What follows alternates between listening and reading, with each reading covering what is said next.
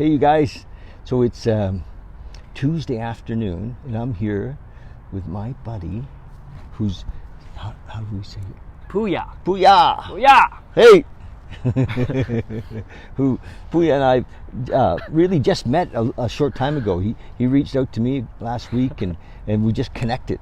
I'm like, hey. Hey. We live in the same city. We have a lot in common. Yeah. I know your brother. Let's get together. Oh, that's right. I'd forgotten that you know my brother Bob. Oh, yes. Hey, Bobby. Yes. Yeah, say hi, Bobby. Hey, Bob. Love you, brother. I love you. And Pouya, so yeah, we got together last week. We realized that we had a ton of things in common, and so I was looking forward to doing this. Yes. Where we could get together and maybe share with our audience, a bit about your life. And earlier, when we got together, one of the things that intrigued me last night when we were texting back and forth, and you said, "I don't turn my phone on until noon." Yes. And I was like, "Are you kidding?" And so then it really came clear to me that you must have a practice in the morning. That you. So tell us about your morning ritual that gets you into this place that you want to be. Yeah. Morning to me is super sacred because I find that I'm finding myself that that's the only chance I have to be able to change my life, because that's the only thing that I have control over, the time that I go to sleep or how I go to sleep and how I wake up. Mm-hmm. So my morning routine, it has series of different routines that I do. One has to do with really connecting to silence, extended silence. So would you call that meditation? Yes. Yep. Meditation, you can call it, but the thing, there's so many different kind of meditations, and I do all of them too. but this particular, there's different phases, and I don't know how much detail you want me to share here, but generally, we got time. I generally really dedicate morning to me getting as strong, as more happy, as more joyful as possible, because when I connect to that source of joy, only goodness will happen in my day. Amazing shit. And everything just kind of synchronistically works. Mm-hmm. Mm-hmm. So more about the routine. Tell what do you do? Yes. What Okay. do you do? I will give you guys my routine that I absolutely I'm so in love with it, and this routine has really changed my life and the people that I work with. So it doesn't just work for me and the people that I've shared it with. It can really shift things radically. Because you actually do coaching and stuff too. Yes. Okay, we'll talk more about that. I'm a transformational coach. I've been doing this since 2009. But I just want to give a background of why I'm so passionate about this. Is because I've been obsessing about this whole morning routine since. Yes. Since I for many years, and I've tried so many different routines. Yes. I've tried so many different sleep routines and morning routines, meditation routines, and I think I found what works really well for me at this stage, and Yes. I'm always evolving. Yes. So this routine that I'm going to share with you is something that you can do, anybody can do, and you can modify it to your own version. And how it starts is the minute I realize that I'm awake, as I'm sleeping, but I sleep on the floor. Mm-hmm. For the past year or so, it's better for your back, etc. In my research, so I sleep on the floor, and the minute I realize that I'm awake, I consciously tune into the truth. And just so get the background of where this is coming from, there's a mystic guy named Joel Goldsmith, who was the teacher of Eckhart Tolle, and this is kind of refined from his teachings. Also the teaching of Bentino Massaro that I've also implemented, and that is the minute we wake up, the minute we realize we're awake, it's a very precious moment, because the stream of thoughts, that's when they pour in. Mm-hmm. That's when our problems come in. That's when all the debt and the relationship, all that pours in. But before all those thoughts rushing in and give us a sense of identity, we want to be the leader and say, "Ha! I know who I am. Mm-hmm. I am the presence. I am one with my source. There is no lack, there's only abundance," and just affirming the things that I really know and who I'm going to be that day. Okay. So that's the very, very first step. Yeah. Not stepping out of bed before really affirming what is true. And then from that space, I usually get up and have half a liter of water right away. And then I literally sit down and meditate. Now, I've been doing different kind of meditations where I sometimes sit down for half an hour and then do some visualization. So half an hour silence and then visualization. But after I discovered Kyle Cease, who in the past 20 days I've been doing 2 hours of meditation first thing in the morning in silence, And Kyle Cease's results is amazing. So those of you watching, check out Kyle Cease if that resonates. He has a new book called The Illusion of Money. And in his book, he really inspired me to extend my meditation. And instead of doing so much focusing on breath and sensations, which I've done a lot, is to just resting in silence, which matches Joel Goldsmith, the mystical teaching of Joel Goldsmith. He just rests and listens to God's voice in a sense. Now, here's the cool thing.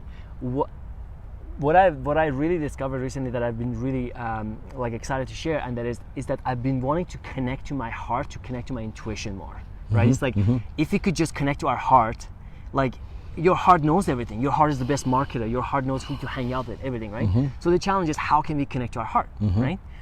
And one thing I've had this insight is that it's not that we have to listen to our heart. It's more that the heart is always speaking, the heart is always guiding. What we need to do is we need to shut off the mind. So it's like we're saying, like, how can I listen to my heart, as if our heart is like our mind, but it's actually our mind that is running the show, and the slowing the mind down is the goal. So can I just add something just right there? Yeah. My process around the mind lately hasn't been any type of trying to shut it off. I've just stopped paying that much attention to it. You know, Yeah. It's kind of like my heart in a way, because it just always goes on its own. You know, its job is to look. Its perceived job is to look after me. You know, it's looking for danger. It's looking for anomalies. Yeah. It's like, is everything okay? Survival. Yeah, it just does that. And so if I can kind of, I can just not pay attention to it anymore. You know, and so if it's doing what it's doing, you know what I mean? I haven't shut it off. I just let it go. I mean, ultimately, like, I can't shut off my mind permanently. Like, it just Yeah. keeps talking, right? Well, what I'm talking about is that there's absolutely true is that, like, the mind can go on just Yeah. like the clouds in the sky. But now you're paying attention to your heart. So you're bringing your Yes. attention there, as opposed to the mind. Yes, and what I discovered is that like there are things that I can do that actually slows the thoughts. Okay. Tell us. So there's about two those. things. There's one Yeah. thing is when the thoughts happen, Yes. you don't take them seriously. You allow them to happen. No paying attention. And yeah. that sounds really good on theory, but a lot of people that are watching are like, what are you talking about? And that's the voice that's already Yeah. getting in your head, right? Yeah. But I feel like it just depends on what level of consciousness. And I've been myself, you know, through those. So what I found, there's two sides. One is to actually doing things like routines and rituals and diets and breathings and things that I can share more about. There's things that we can actually do that literally shuts off the mind. And from that space, it's so much easier to not let the mind take over. Yeah. Right, so that's the whole thing. So one of the ways that I'm finding that is extended silence, like 2 hours. Yeah. Right after an hour, we start to go. It's like here's the muddiness of the water, and we go deep inside the mud, and we get to the deep ocean of peace, and that's when it's like you just like no thought, and you just there. Yes. So yes. that's one way. There's the Wim Hof breathing. There's the cold shower. Yeah. Right. There's like all these. I'm doing the techniques. showers, but not the breathing so much. So, but you know, his breathing is amazing. The breathing is amazing. A really good book I highly suggest if you want to really fall in love with breathing. It's a tiny book. It's called Jumpstart Your Metabolism. It's a tiny book. It only teaches you how to lose fat, like 5 to 10 pounds of fat, just by breathing in 1 month. Just by breathing. Nice. Yeah, there's a lot of resources on, like Tony Robbins talks about this, and Yes. how like oxygen is the #1 fat burning substance on the planet. So when we eat carbs and meals, right, and water, right, the nutrients, oxygen is what actually breaks it down. So if the normal person, I think they have like 32 liters of oxygen a day. I'm just kind of bringing numbers like intuitively. I don't exactly 100% sure. 32 liters per hour or something. But when we actually like go for a run or do exercise and do these conscious breathings, we literally triple that. Right? So imagine if your fat burning power triples just because you take this substance which is freely available called oxygen. And our brain happens to just love oxygen. Yes. Like our brain just loves it. Our neurons, like our brain, so oxygen is a big thing too that allows us to be in the present moment more. You're inspiring me to breathe. Look where we are too, because there's so much oxygen here. We are in this beautiful Victoria Island? Princess Island. Not Victoria. Princess Island. Different country, different Park. We're city. right in the middle Yes. of Princess Island. Island. It's beautiful, isn't it? And the air is just almost heavy. So with, magical. Yeah, with So magical. yeah. So there's this guy. I think I talked to you about him the other day, Vishnu, who's the Mind Valley guy. Yes. You know, he actually kind of remind me of Vishnu. Oh, really? Yeah. Yeah. And I think he might be maybe I think he's Middle Eastern. Yeah, he has some back. I think he's like Indian or yeah. Yeah, maybe he's I Indian. I can see why you say Yeah, that. but he does 2 hours 2 hours of silence. in the morning. Wow. Yeah. So I'm on the right track. He talks about his drill, and he's up at 7 or whatever, and he doesn't touch his phone. Yeah. This is like literally no telephone, and then 2 hours of meditation, and then he goes to the gym, which is in his building, and he's with his trainer or whatever. Mm-hmm. So he's not really ready to meet people or be Yes. in the work until maybe 10 o'clock. Yeah. You know, and which is kind of cool, but day, I like that. Yeah. I have a little difficulty going to sleep at night.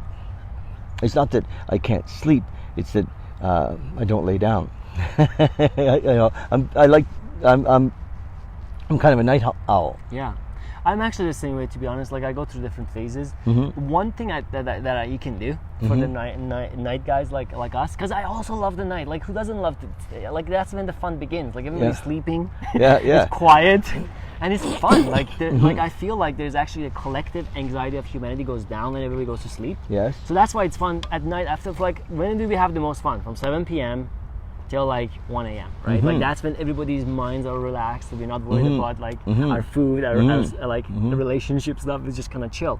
So I get it. And one thing that I've actually implemented, which has been fun too, is to actually like enjoy the night in a conscious space, stay in the present moment, right? So there's 2 ways of enjoying the night. One is to go on Netflix. The other one is to actually like do things that really your soul calls of, like creativity, right? Like reading conscious books or hanging out with friends that bring you more to the present moment. So having said that, is waking, like this is what I learned from my mentor Joel Goldsmith. He actually wakes up multiple times during the middle of the night, and meditates. Nice. So Well, Joe Dispenza's saying that too. Is like that right? the Yeah. best time, he says, is around between like 3 and 3 and 4. 5. Yeah. 3 yeah, and that's 5 when the is- melatonin is Yes. at the highest, and you have mystical experiences. And little I DMT find that to be so true. release, Like yep. waking up at literally, like I set up my alarm clock at 4:30, and I just get up, and I just sit for an hour or two, and just that silence. It's a different quality of silence present like then than it is, let's say, at 7 o'clock, at 10 o'clock. Because now Yes. everybody's waking up, and I feel like we have this auric field of humanity. We get mingled up with other people's thoughts, Yes. Yep. which I feel like it happens a lot less when we get up. So the solution for you perhaps would be is to, like, you can keep your routine, just wake up in the middle of the night and just do an hour or two, and then you can go back to sleep again. Yep. And then you wake up and you just do a shorter meditation instead of. Oh, nice. I like that. So that has also been playing with. The other thing that I love is juice fasting. Juice fasting. That's part of your routine? That's part of my routine. I used to do like once a day, according to Yogananda, once a day of orange juice fast. That's what he recommends. There are other kinds. Of course, you all know who Yogananda is. right? Yogananda, founder of SRF, Self-Realization Fellowship. What I love to do is, because I love working out and I love doing yoga and I love to work out twice a day. So running and working out morning and then yoga in the afternoon. Yeah. So I find that I need more energy to do that. And what I really discovered that I love is this fast called Too Good But True fast. Too good to be It's true. a too good but true. Oh, but true. Okay, yeah. It's too good but it's true. Yes. Fast, which is a juice fast, that it's you're fasting and it's detoxing your body, but at the same time you don't actually feel drained. You actually have tons of energy. Which is why I call it too good but it's true. Nice. Because you're still detoxing your body, but you don't lose any energy. So here, can I share the formula? Yes, sure. Okay. Absolutely. So, are you guys ready? Grab your pen and paper. So, it's super simple actually. It includes everything organic: green apple, spinach, kale, and chai seeds, vega protein in there too, and some ice, and that's basically it. That's pretty much it. No And blueberries? you can throw blueberries. Okay. Yeah, I mean, if there's available, I do it. But I'm just focusing on the essentials. But blueberries, awesome detoxing qualities. And then so that's the juice part of it. The other part of it is I take the master cleanse fast, Yes. right? You just take out the syrup juice. So instead of the syrup juice, you take quality fruits, right? So it's all in there, and it tastes really, really delicious. You put it in a one giant liter thing, and you literally drink that All day. literally. Well, I drink it like let's say twice, like noon and night, and and banana too. I add banana too, Yes. organic banana. And then the other one is just like tons of cayenne pepper, garlic, whatever you feel like you need to put in your body, whatever you feel like you need to detox. You know, gotta be your own magician kind of thing, like lemon, right? And intuitively being guided. And then at night having a nice giant salad, like beets. Yeah. It's almost like a raw vegan diet, really. Yes, That's all it is. It's a raw vegan diet, except So- it's done in form of juice. A week detox the body? As long as it resonates, you know. Okay. As long as it resonates. Now I'm planning. I'm testing with this right now, where I do it for 3 days, and then I'm planning to do a full water fast, Oh yeah. like just 1 day of total flush, Yep. and then go back to the juice again. Yes. So I'm kind of playing with it. But ultimately, any kind of a juice fast, like right now, I'm working with a client, and she has all these symptoms, and now we put her on a juice diet. You know, I'm excited to how she's coming. Yes. So I feel like one of the fastest way for us to raise our frequency is to just cleanse this whole body of the old stuff that is like in there. Yeah. Stop eating baby back ribs.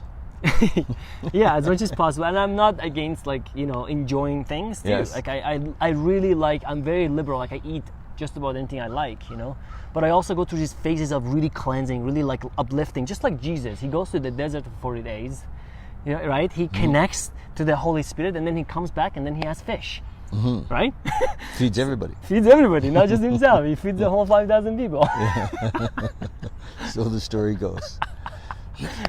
So that's exactly it. And that's what I actually love, that principle of abundance. That's the principle of abundance that I'm passionate about. It's like, Yes. it's that, like, if you look at the life of Jesus, he's always thankful. Like in his words, he's always like, thank you, Father. Like Gratitude, so yeah. grateful. Yeah. Yeah. Like what do we do have? Like many of us, sometimes we feel a sense of lack. It's like Jesus never focused on lack. Jesus was like, what do we do have? And then the guy's like, we have 2 fishes and 3 loaves of bread. He's like, bring it in, we'll multiply. Right? And there's stories more of that, like where people go to the saints and they're like, what do you have in the house? And they're like, I only have some oil. And then he's like, bring it in. Like whatever we do have is actually sufficient for us to multipy. It's a Does that make sense? It's a parable. principle. Yeah, And it's almost like making fire. Like how do we make fire? Fire is a symbol of prosperity and abundance, in a sense.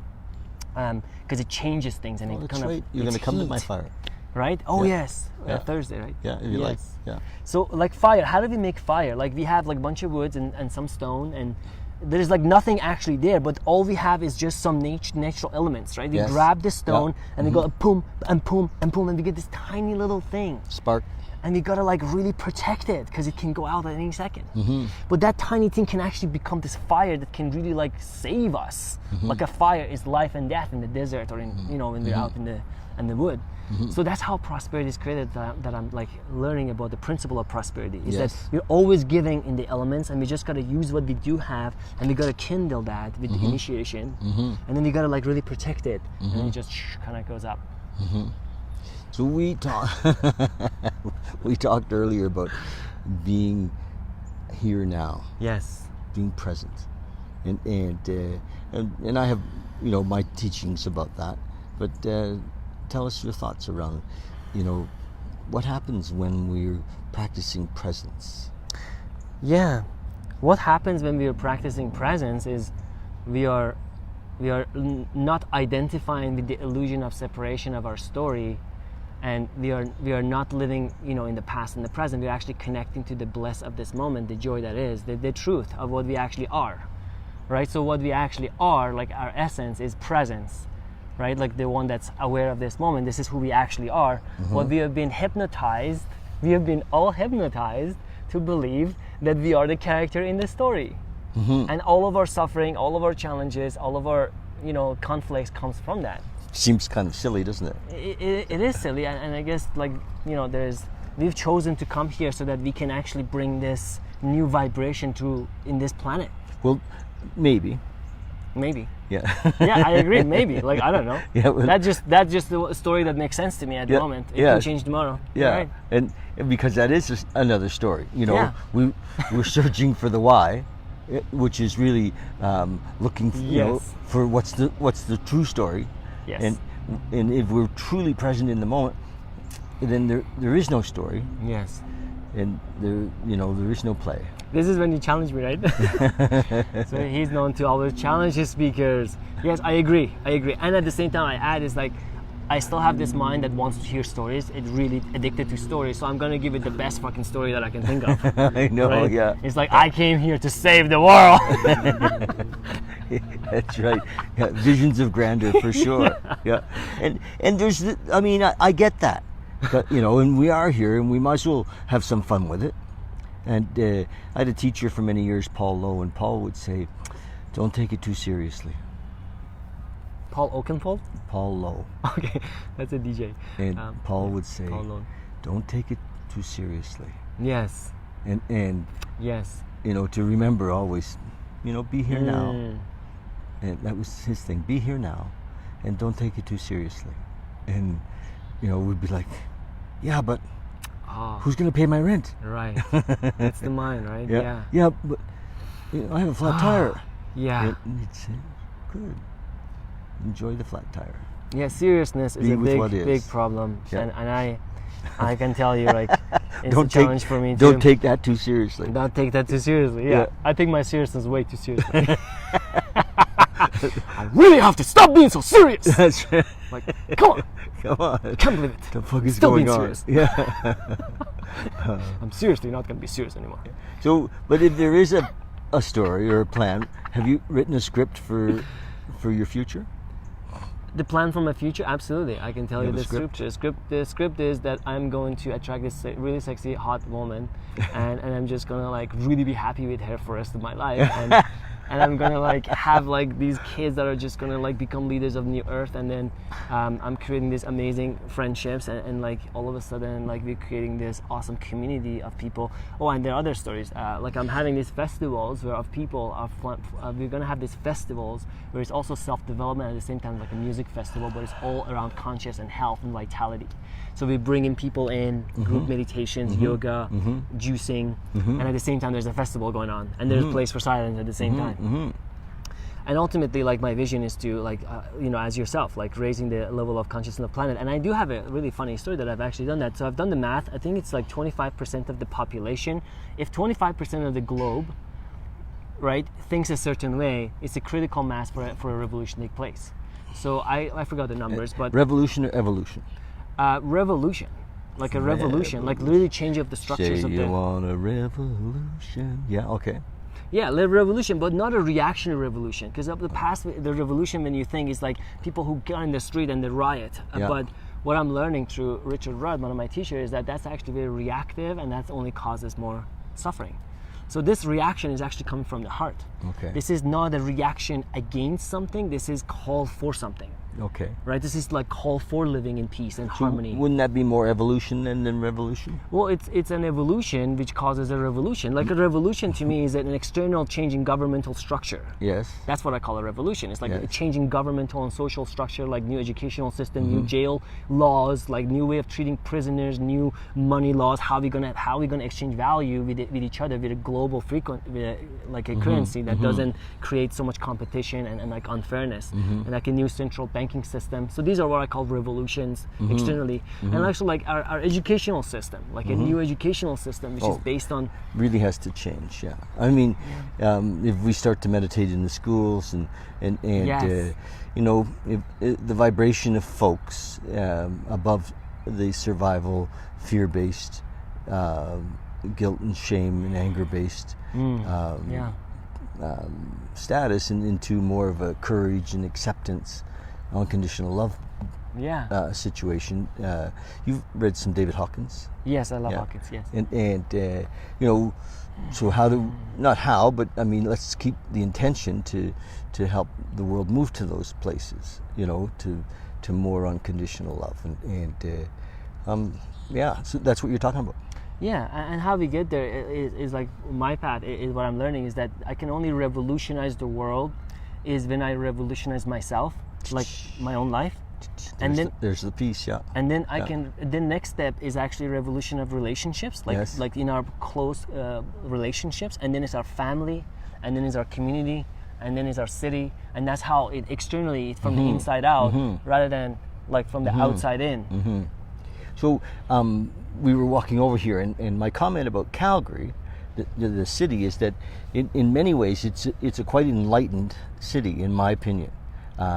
I think that for the most part, even though we've had a bit of a tough go the last 3 or 4 years, but for the most part, we haven't been in survival mode. Most of the folks that live here have a lot of the basics are taken care of. Yeah. You know, we live in a country where our healthcare is taken care of, where really our basics, if we're not going to go hungry.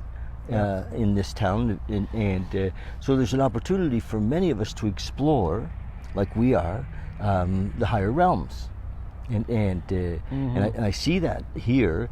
That there's just a lot of that going on. It's like a big ashram. If we think of Calgary like a big ashram, and that there's opportunity everywhere to go to events that are spiritually based or consciousness based. Yeah. Because there is opportunity to go. I love hearing this perspective because I had a different perspective coming Yes. from like San Diego and Vancouver. Like I find that there was like everywhere, like in the grocery store, like you have to talk about like whose meditation you're gonna go to, or what book did you read. Like you can overhear conversation in places like Encinitas, California, or things like that. Yeah. But coming to you, I love your perspective because whatever you focus on, it multiplies, right? Like in Yes. your reality, like you have all these friends and communities. I do. You're surrounded by it, which is Yeah. awesome. That's why I'm so grateful to have you in my life, so that I can be introduced to more of those. Yeah, I mean, it is a fact. People say, "Oh, I don't go on Facebook anymore because I see all the stuff that's going on that's bad in the world," and I don't see any of that because, Yeah, it's well, like, of course, not my Facebook. no, the algorithms don't give me that. My Facebook is super conscious. It is. It's always about awakening. I'm always awakening higher. Yeah. So true. I feel the same way. It's like, well, maybe you should modify your Facebook. Like, did you know there are features you can actually use? Like, block people who don't inspire you? Well, there's that, but don't pay attention to them. If you don't actually acknowledge them, they don't come back. Yeah. And Totally. But if you're reading those articles, Yeah. then Facebook says, "Oh, they like those That's articles." right. Yeah. It, Give him garbage. Give him more of Somebody that. likes more garbage. So it's like the universe, the same way. Zuckerberg says, garbage over there. The universe is Somebody's the same. absorbing all of them. Yeah. So if we're living in fear, I have to just get this out. Okay. if we're living in fear, the universe will bring us what we're fearing. Yes. I'm in my 12-step fellowship. It says that fear sets in motion trains of circumstance, which bring us, stuff in our life we didn't think we deserved.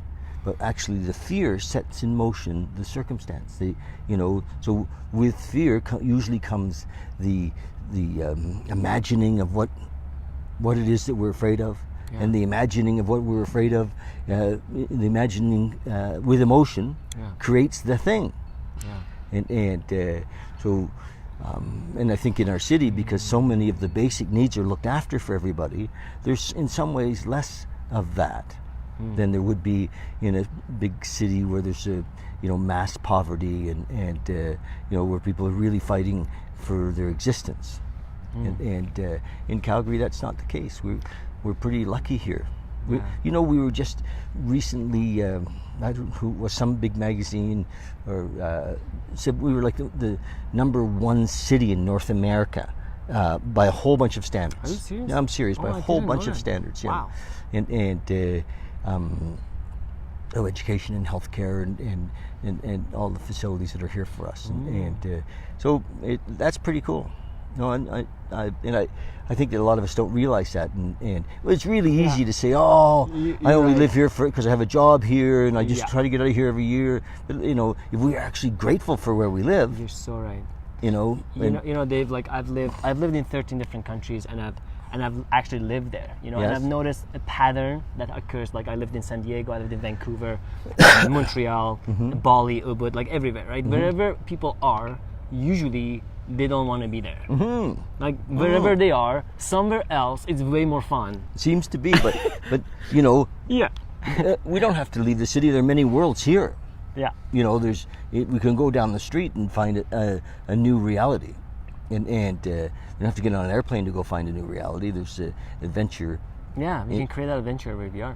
Yeah, exactly, right here. But I'm also guilty of that. Like I tell you, like my mind tricks me sometimes. You know? Sure. Yeah, like waking up to a snowy day or a rainy day, or you know, I'm like, although we get a lot of sun, thank God, right? Yeah. But like a cold day where you can't drive or can't go outside running, especially, it's very easy for me to get seduced to a victim conversation. Yes. You know, oh man, I should be in San Diego right now. Everybody, look at the weather there. Yeah. You know, so we can do that. You know. Like you can jump on the plane. But I like what you said to me that they were having food together, and they was like, as long as you're present, it doesn't matter where you are. And I was like, that's so true. And I'm so happy because he didn't buy into my story of how other places are better. And you were like, no. As long as you're present, don't buy into that story. Yeah. Well, it's irrelevant where you are. Yeah. It's the state of consciousness. Yes. Absolutely. You could be in heaven, but if you're all you can focus on is how miserable you are, you won't see heaven. All you see is hell. And you can be in jail. And you can be in jail. And you can be totally present. And you know, your light can shine through the concrete walls. Like you could be in jail and see it as a silence retreat meditation session. Right. It's like a solitude meditation session. Yeah. One sees it as that. That's right. You know, that's totally true. So it's like a free silence and there's been retreat. many examples in life of those things, of people who are, you know, supposedly subjected to huge, what most of the world would call victim circumstance, who were not buying into the story. Wow. Yeah. Who were saying, okay, there is a God, there is a plan, and I'm exactly where I'm supposed to be. Yeah. In this very moment. Yes. And there's nothing wrong with this moment. It's my judgment, and I was brought up with, you know, heavily idea of right and wrong and good and bad, and so, you know, my judgmental mind wants to do that all the time. You know, this is not a good space to sit, you know, or whatever. Yes. You know, and it's just bullshit. Yeah. And so we recognize it all. Mind, it just does that. Yes. And here we are, this beautiful spot. So tell me, you're coaching.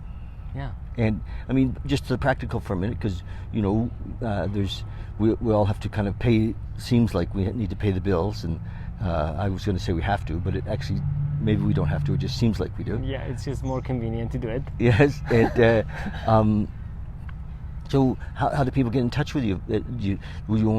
How many people can you coach? Can you add more people to your coaching now? Yeah, absolutely. Yes? Those of you who are inspired by me, just reach out to me on Facebook. That would be a great way. Yes. And just drop me a message and share who you are. And I usually like connect with people for various different reasons. Like I love connecting with people who I resonate at soul level.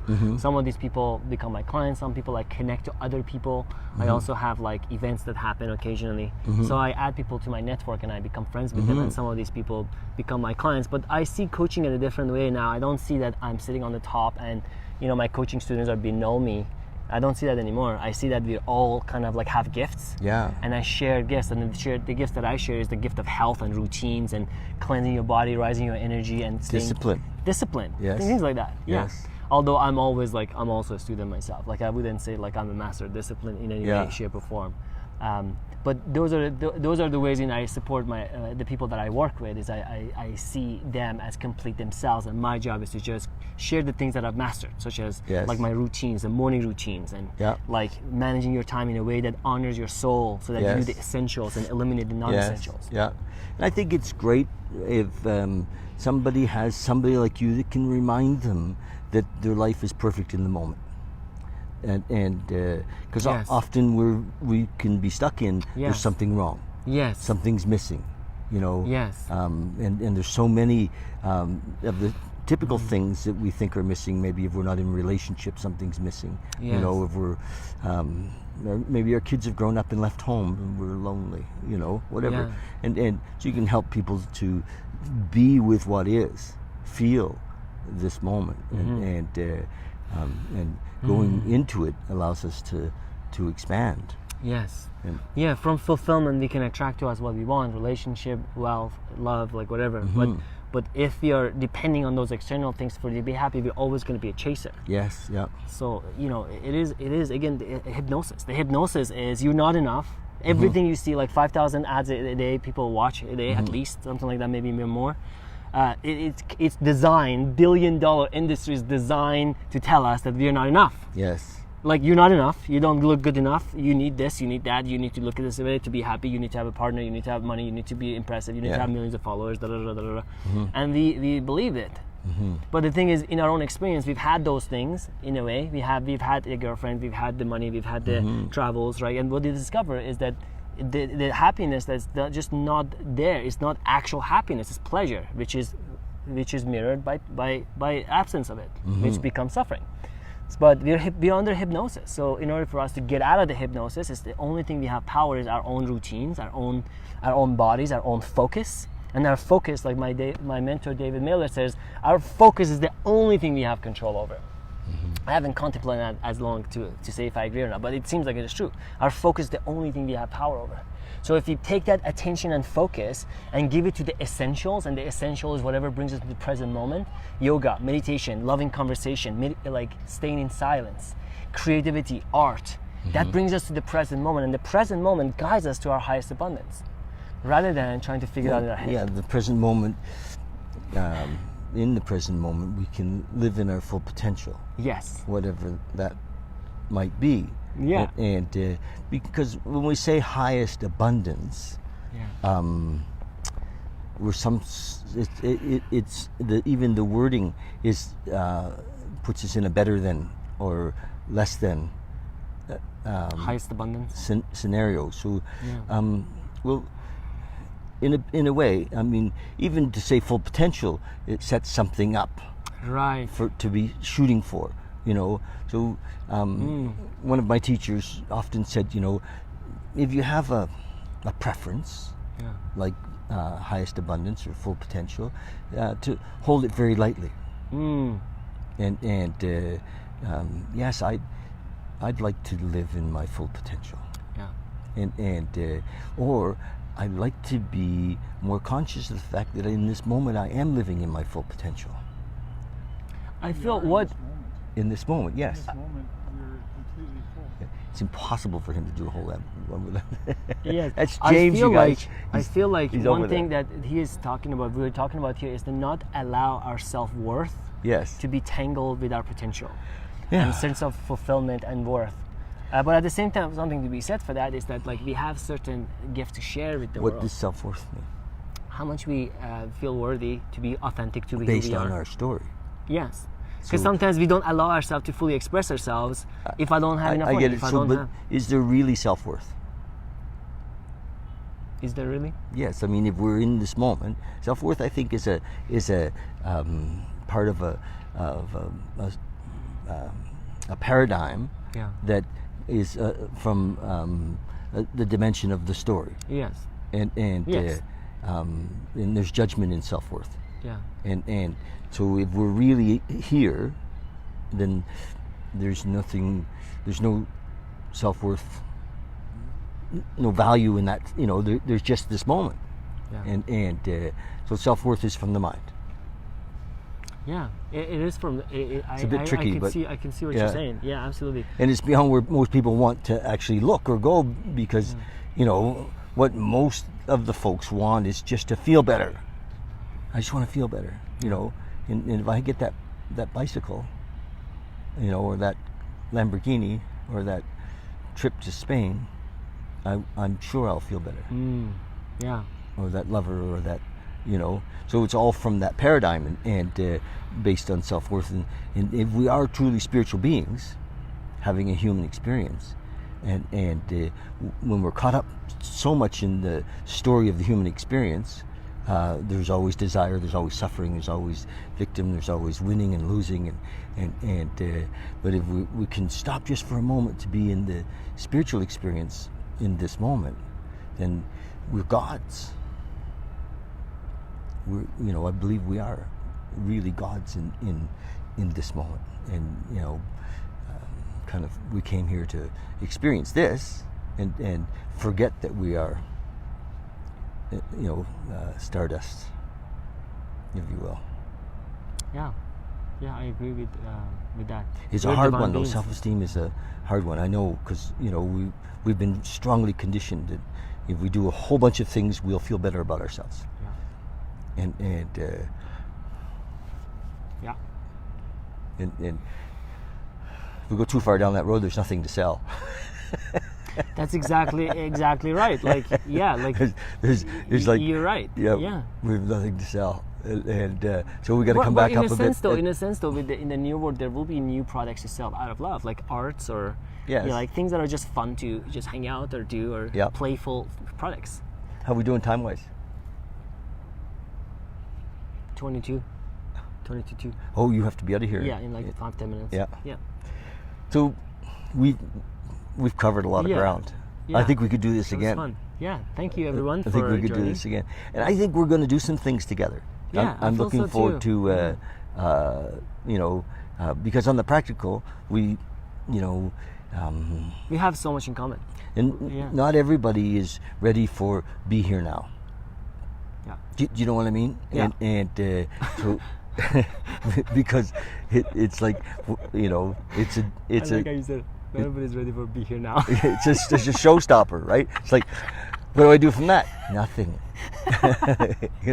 So we'll back up to let's help them meditate, Yes. and experience the now in that little moment. Yes. And even to recognize that there's something beyond their idea of life. Yeah, so let's get them to do it. What do you Yes. think? Let's Meditate? inspire them. Yeah, so whoever's watching this video, right? Because I really like to help people take action. Let's So just do always- 3 minutes. If you guys know, I want to just get them to commit to something. Okay. And that is Okay. like, you just watch this video, the whole thing we talked about, the theme of it is being in the present and all is well, right? Like in one sentence, and the answer is silence. So what I would love to invite you, if this resonates and you want to kind of change your life by resting in the presence, is to just post, if you will, just make a comment. I commit to X, Y, and Z. I commit to doing 3 days of meditation for 15 minutes before I sleep, right after I wake up. And just post it. And like, we all do it. And I challenge you, if you've only done 15 minutes, do it for an hour. If you've done an hour, do 2 hours. If you've done 2 hours, do for the whole day. We have a friend, Simon, who did full days, didn't he? And healed himself. He Really? did. I think there's a Really? few. Yes. I would love to hear his story Yeah, after. he's an amazing guy. And I want to just say a couple of things. There's a number of ways to be here now. Yeah. One of them is through meditation. I believe that when we're in meditation, we can drop out of the story, drop out of the mind, and just be present, disappear, if you will. Another one is through service. Yes. And when we're helping others, when we're working with others, when we're committing our lives to Like serve. right now, we are in the present moment. Yes. Yeah, we are in service. We are sharing the best we got. Go on. Another way that I discovered is through prayer. When I'm in yes. prayer of gratitude mostly, is a way for me to be present and out of my story, and just to be in prayer. And my prayer almost always is show me how I can serve. Yeah. Show me the I love that. bigger picture of service. I love that prayer. And so those are ways to be here now, and there's more. Jumping out of airplanes, Making love. making My love. It's just no question, especially if we're there in a service plane, right? Not Multiple orgasm. Yes. well. It's my number one favorite way of being in the present moment, Every- by far. I think But that my meditation is catching up to it. everything though is as long as is what we're doing is not based in what can I get. Yes. Whatever it is, if it's based in how can I serve, how can I be here with this person, how can I be Yes. enjoy this moment with you, Yeah. and not what's in it for me. Yeah, or not how long am I gonna do this for? Yeah, How many months are we gonna be together? yeah, because there is no Yes. relationship.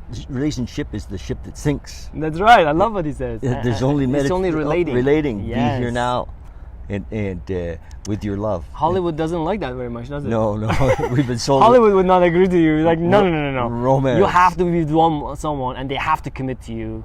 And if it doesn't work, that means life betrayed you. That's right. Like you're fucked, and you're probably not gonna be happy for the rest of your life. They ripped you off. So you're gonna keep searching for that one, The one. and you're gonna look for all the red flags. Yeah. I think she's the one. Yes. Yeah. He's the one. He's the one. Let's see, how does he work? How does he look? How tall is he? He's my soul partner. Yeah. Oh no, he smokes. Yeah. I don't think I have to write off. Can't have. He smokes. Anyway, we love you guys. Thank you. Watch us on YouTube. We're going to put this on YouTube as well, and we'd love it if you'd subscribe to our YouTube channel. And Instagram, we're going to post this on Instagram, Instagram Live, or is that what's called, Instagram Live? Or, yeah, Instagram TV, IGTV. They change the name every day. And we're going to do that. Okay, love you. Thanks so much. See you guys. Hey, love you.